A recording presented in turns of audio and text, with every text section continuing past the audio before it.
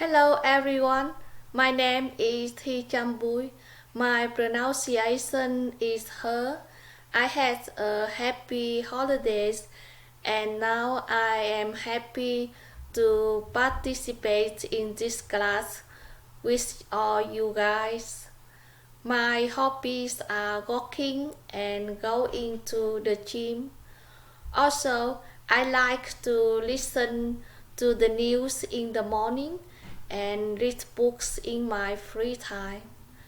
My most interesting books are fiction science, which attracted me a lot as I was a child. My major is business administration. I am studying in Miramar Community College and I am planning to attend a 4-year university.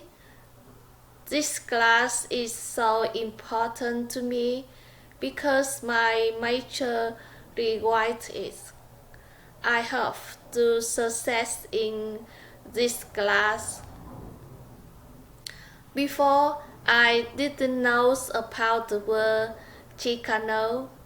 Since I have started this class and I have been doing searching for information about this word, I know that Chicano is the word for Mexican Americans who originate from Mexico and have lived in America since the early 20th century.